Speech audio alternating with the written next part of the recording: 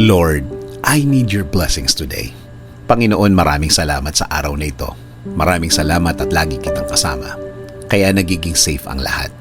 Kaya nagiging magaan ang lahat. Patuloy niyo po akong samahan sa araw na ito. Panginoon, kailangan ko po ng inyong biyaya ngayon. Kailangan ko po ng blessings niyo sa araw na ito. Kailangan ko po ng inyong provision para sa akin at para sa aking pamilya. Para sa malaking tulong niyo sa akin, Lord. Sa mga nagdaang mga araw, Lord, naging mabigat ang aking mga araw. Naging lito at di ko na naman alam ang aking gagawin, Lord. Pero alam ko, magiging okay na naman ang lahat.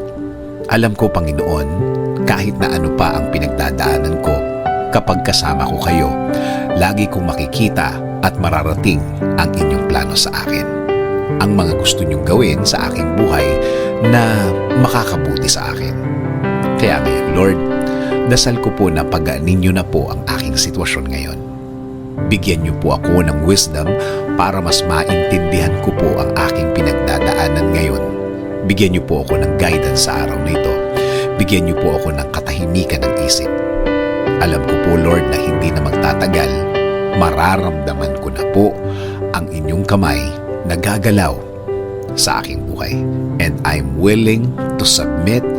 I am willing to offer my day to you, O Lord.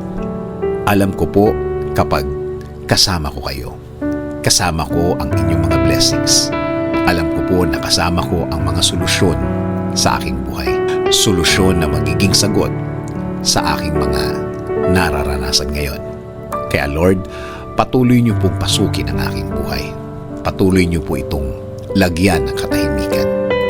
Gawin niyo po sa aking buhay ang magandang plano ninyo. Alam ko po na kapag ang plano ninyo ang mangyayari sa aking buhay, ito ay magiging tama. Ito ay magiging tahimik. Lord, itinataas ko din po ang aking bayan. Patuloy niyo pong i-guide ang aming bansa. Patuloy niyo pong i-bless ang mga namumuno sa aming gobyerno. Make them safe and make them wiser every day. Salamat, salamat Panginoon sa inyong biyaya sa araw-araw. In Jesus' name we pray. Amen.